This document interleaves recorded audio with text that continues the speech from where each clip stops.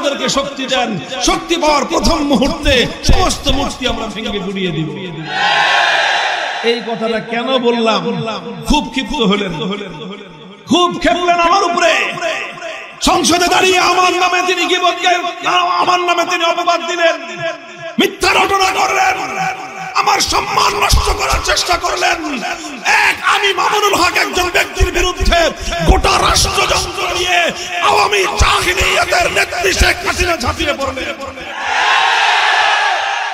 আলহামদুলিল্লাহ, আল্লাহর উপর খাস রহমত হলো আমার উপরে। আমি দুর্বল মানুষ, কিন্তু এদেশের 100 বছরের বৃদ্ধ থেকে নিয়ে শুরু করে 4 থেকে 5 বছরের শিশুরা পর্যন্ত 5 ওয়াক্ত নামাজের পরে আমার জন্য দোয়া করলেন। আল্লাহর ঘর জিয়ারতকারীরা বাইতুল্লাহর গিলাফ ধরে ধরে আমার জন্য দোয়া করেছেন, মুলতাজামে দাঁড়িয়ে আমার জন্য দোয়া করেছে।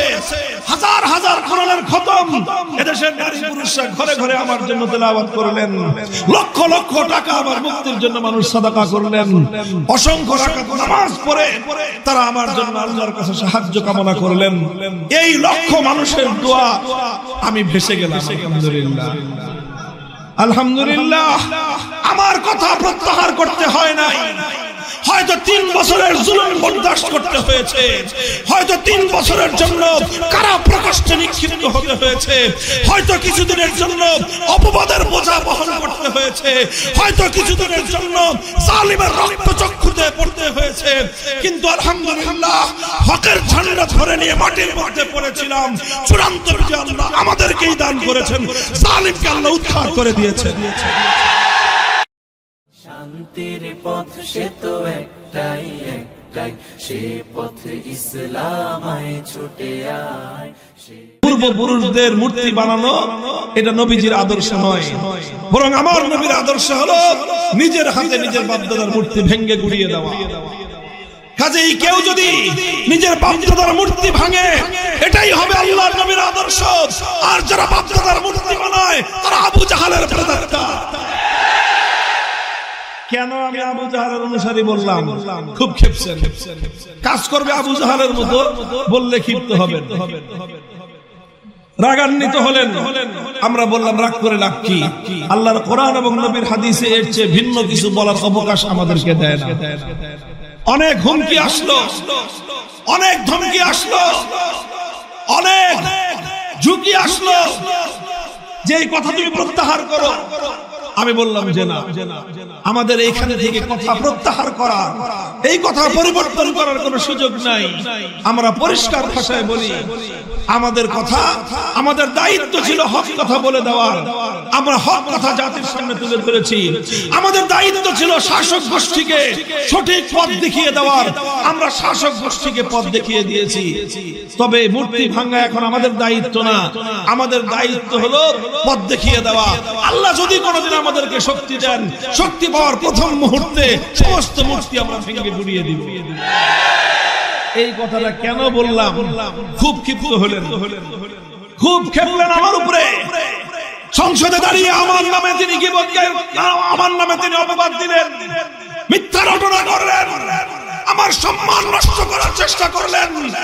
এক আমি মামুনুল হক একজন ব্যক্তির বিরুদ্ধে গোটা রাষ্ট্রযন্ত্র নিয়ে আওয়ামী জাহিলিয়াতের নেত্রী শেখ হাসিনা ঝাঁপিয়ে পড়লেন। আলহামদুলিল্লাহ, আল্লাহর উপর খাস রহমত হলো আমার উপরে। আমি দুর্বল মানুষ, কিন্তু এদেশের 100 বছরের বৃদ্ধ থেকে নিয়ে শুরু করে 4 থেকে 5 বছরের শিশুরা পর্যন্ত 5 ওয়াক্ত নামাজের পরে আমার জন্য দোয়া করলেন। আল্লাহর ঘর জিয়ারতকারীরা বাইতুল্লাহর গিলাফ ধরে ধরে আমার জন্য দোয়া করেছেন, মুলতাজামে দাঁড়িয়ে আমার জন্য দোয়া করেছে। হাজার হাজার কোরআনের খতম এদেশের নারী পুরুষরা ঘরে ঘরে আমার জন্য তেলাওয়াত করলেন। লক্ষ লক্ষ টাকা আমার মুক্তির জন্য মানুষ সাদাকা করলেন। অসংখ্য রাকাত নামাজ পড়ে তারা আমার জন্য আল্লাহর কাছে সাহায্য কামনা করলেন। এই লক্ষ মানুষের দোয়া আমি ভেসে গেলাম। আলহামদুলিল্লাহ, আলহামদুলিল্লাহ। আমার কথা প্রত্যাহার করতে হয় নাই। হয়তো 3 বছরের জুলুম বরদাস্ত করতে হয়েছে, হয়তো 3 বছরের জন্য কারা প্রকোষ্ঠে নিক্ষিপ্ত হতে হয়েছে, হয়তো কিছুদিনের জন্য অপবাদের বোঝা বহন করতে হয়েছে, হয়তো কিছুদিনের জন্য জালিমের রক্তচক্ষুতে পড়তে হয়েছে, কিন্তু আলহামদুলিল্লাহ হকের ঝান্ডা ধরে নিয়ে মাটির মধ্যে পড়েছিলাম। চূড়ান্ত বিজয় আল্লাহ আমাদেরকেই দান করেছেন, জালিমকে আল্লাহ উদ্ধার করে দিয়েছেন। মুহতারাম হাজিরিন, অত্যাচারী শাসকরা সব যুগেই এমন হয়ে থাকে, অত্যাচারী শাসকরা সব যুগেই এমন হয়ে থাকে। তবে কোন যুগের শাসক বড় জালিম হয়, কোনটা মাঝারি জালিম হয়। আমাদের কপাল খারাপ ছিল, আমাদের যুগের জালেমটা বিগত 100 বছরের মধ্যে নিকৃষ্টতম জালিম করেছিল। আমি চ্যালেঞ্জ করে বলতে পারবো, বাংলাদেশের ইতিহাস 100 বছরের ইতিহাস আপনারা ঘেটে দেখুন, এত বড় জালিম বিগত 100 বছরের দ্বিতীয়টা যায় না। এইভাবে জুলুম করলো, জালেমের আচরণ এটাই হবে। শাসক তার ক্ষমতার মসনদ রক্ষা করার জন্য সব ধরনের জুলুমের পথ অবলম্বন করে, এটা না হয় মেনে নিলাম, কিন্তু মানতে কষ্ট হয় ওই সকল লোকদের কথা যারা আল্লাহর কোরআনের আয়াতগুলোকে অপব্যাখ্যা করে, আল্লাহর কোরআনের আয়াতগুলোর অপব্যাখ্যা করে, ইসলামের অমীয় বাণীগুলোর অপব্যাখ্যা করে, সেই সময়ে অত্যাচারী জালেমের এই শিরককে বৈধতা দেওয়ার চেষ্টা করেছিলেন। খুঁজে খুঁজে বের করবেন ওই সমস্ত লোকগুলোকে, এদেরকে চিহ্নিত করবেন, কারণ এই সমস্ত লোকেরাই আল্লাহর দ্বীনের সবচেয়ে বড় ক্ষতির কারণ। মুহতারাম হাজিরিন, বলেছিলাম ইমামে আযম আবু হানিফা রাহমাতুল্লাহি আলাইহি তাকে লোভ দিয়ে, লালসা দিয়ে, দুনিয়ার স্বার্থ দিয়ে হকের পথ থেকে বিচ্যুত করার চেষ্টা করা হয়েছে। তিনি স্বার্থকে জলাঞ্জলি দিয়েছেন, ঈমানকে জলাঞ্জলি দেন নাই। এরপরে ওনাকে বন্দী করা হয়েছে, অত্যাচার করা হয়েছে, শেষ পর্যন্ত ওনাকে হত্যা করা হয়েছে, জীবন দিয়ে দিয়েছেন, কিন্তু হকের ঝান্ডাকে ভুলণ্ঠিত হতে দেন নাই। ইমামে মালিক রাহমাতুল্লাহি আলাইহি অপমান সহ্য করেছেন, লাঞ্ছনা সহ্য করেছেন, গঞ্জনা সহ্য করেছেন, কিন্তু হকের কথা এক চুল পরিমাণ পরিবর্তন করেন নাই। ইমামে আহমদ ইবনে হাম্বল রাহমাতুল্লাহি আলাইহি একই ইতিহাস সময়ের শাসকের সঙ্গে ওনার বাদাবাদি হয়ে গেল। শাসক বলে এক কথা, যেই কথায় কোরআনে নাই। শাসক বলে এক কথা, যেই কথা নবীর হাদিসে নাই। শাসক বলে যে আমার এই কথার বিরোধিতা করতে পারবেন না কেউ। ইমাম আহমদ ইবনে হাম্বল বললেন যে না, আল্লাহর কোরআন যেই কথা বলেছে সেই কথার বিরুদ্ধে তুমি যত বড় শাসক হও না কেন, তোমার কথা গ্রহণযোগ্য হতে পারে না। তিনি বললেন, শাসক বলেছিল আল্লাহর কোরআন ক্ষণস্থায়ী। ইমাম আহমদ বললেন, আমার আল্লাহর কালাম এটা চিরস্থায়ী। আল্লাহ যেরকম চিরস্থায়ী, আল্লাহর কালামও এরকম চিরস্থায়ী। শাসকের কথার বিপরীত হয়ে গেছে, শাসকের কথার বিপরীত হয়ে গেছে। এখন কেন শাসকের কথার বিরুদ্ধে বললো ইমাম আহমদ ইবনে হাম্বল? ইমাম আহমদ ইবনে হাম্বলকে অ্যারেস্ট করলো, গ্রেফতার করে নিয়ে কারাগারের মধ্যে বন্দী করলো। এরপরে ইমাম মালিক ইমাম আহমদের উপর যেই জুলুম আর যে অত্যাচার কারাগারের মধ্যে হয়েছে, পৃথিবীর ইতিহাসের বর্বরতম এক অধ্যায় সেখানে রচিত হলো। একজন ব্যক্তি একদিন খুব শক্তিশালী, খুব পালোয়ান, ওই লোকটার সামনে দিয়ে ইমাম আহমদ ইবনে হাম্বল হেঁটে যায়। আরেকজন তার শক্তিমত্তার প্রশংসা করতেছে যে ভাই তুমি তো বিরাট পালোয়ান মানুষ। তখন সে ইমাম আহমদ ইবনে হাম্বলকে দেখায় বলে যে আরে ভাই আমরা কি পালোয়ান, এই যে হুজুর দেখতেছো হ্যাংলা পাতলা জীর্ণ শীর্ণ হুজুরটা, আমি আমার জীবনে এই হুজুরের মতো পালোয়ান মানুষ দেখি নাই। বলে কি বলো, এই হুজুরকে দেখতে তো মরারটা লাগে, উনি আবার এত পালোয়ান হলেন কিভাবে?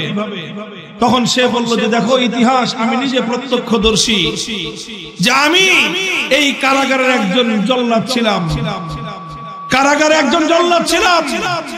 বাদশার পক্ষ থেকে, শাসকের পক্ষ থেকে আমাদের 10 জন লোক নিয়োগ ছিল। আমাদের দায়িত্ব ছিল এক একদিন যে আমরা একজনের পরে একজন এই আহমদ ইবনে হাম্বলকে বেত্রাঘাত করব। একজন ক্লান্ত হয়ে গেলে বেত্রাঘাত করতে করতে করতে করতে ক্লান্ত হয়ে যেতাম, দ্বিতীয় জন শুরু করত, দ্বিতীয় জন মারতে মারতে ক্লান্ত হয়ে গেলে তৃতীয় জন শুরু করত। আমরা একে একে 10টা লোক এই লোকটাকে বেত্রাঘাত করতে করতে আমরা ক্লান্ত হয়ে যেতাম, কিন্তু মায়ের খাইতে খাইতে আল্লাহর বান্দা ক্লান্ত হতো না। তার মুখে একটাই কথা থাকতো, ইতুনি বিকিতাবিল্লাহি ওয়া সুন্নতি রাসূলিহি আতবিকুম। আহমদ ইবনে হাম্বলকে জুলুম করে তার মুখ থেকে অন্যায় স্বীকৃতি নিবা কোশ্চেন কালেও সম্ভব না। আল্লাহর কোরআনের দলিল আনো, আল্লাহর নবীর হাদিসের দলিল আনো। আমাকে আঘাত করা লাগবে না, আমাকে কিছু বলা লাগবে না। কোরআন হাদিসের কথা আমি আনন্দ চিত্তে গ্রহণ করব। আর কোরআনের বিরুদ্ধে কথা, নবীর হাদিসের বিরুদ্ধে কথা মারতে মারতে আমাকে টুকরো টুকরো করতে পারবা। আমার শরীরের প্রতিটি টুকরো থেকে, আমার শরীরের প্রতি ফোঁটা রক্ত থেকে আল্লাহর কোরআনের কথা, নবীর সুন্নাহর আদর্শের কথা উচ্চারিত হবে। মুহতারাম হাজিরিন, কথা খুব লম্বা বলবো না। আমরা শেষ যুগের মানুষ, দেখেন আমরা শেষ যুগের মানুষ। এমনি আখেরি নবীর উম্মত, আবার আখেরি নবীরও আখেরি যুগের উম্মত। আমরা দুর্বল, আমাদের পক্ষে কঠিন পরীক্ষা দিয়ে পাশ করা বড় কঠিন। এই জন্য আমরা আল্লাহর কাছে সবসময় দোয়া করি, আল্লাহুম্মা ইন্না নাসআলুকাল আফিয়া, আল্লাহুম্মা ইন্না নাসআলুকাল আফওয়া ওয়াল আফিয়া ওয়াল মুআফাতাদ দাইমাতা ফিদ দুনিয়া ওয়াল আখিরাহ। আয় আল্লাহ, আমাদেরকে তুমি আফিয়াতের জীবন দান করো, তুমি আমাদেরকে কঠিন পরীক্ষার সম্মুখীন করো না। তবে হিম্মত রাখতে হবে, আল্লাহ যতটুকু পরীক্ষার সম্মুখীন আমাদেরকে করবেন, ইনশাআল্লাহ আমরা যদি হকের ঝান্ডা ধারণ করতে পারি, আল্লাহর সাহায্য আমাদেরকে পাশে থাকবে, আল্লাহর সাহায্য আমাদের পাশে থাকবে। হে মুসলমান, এই জন্য একটু উঠে দাঁড়াও, একটু হিম্মত করো, আরেকটা ধাক্কা দাও।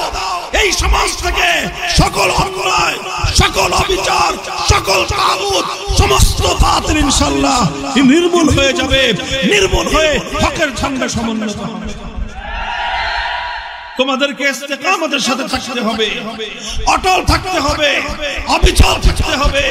হয়তো কিছুদিন কারাবরণ করা লাগতে পারে, কিছু মানুষের জীবন দেওয়া লাগতে পারে। জীবন যখন পেয়েছি, জন্ম যখন নিয়েছি, মরতেও তো একদিন হবে। শপথ করো, মরবো তো একদিন ইনশাআল্লাহ।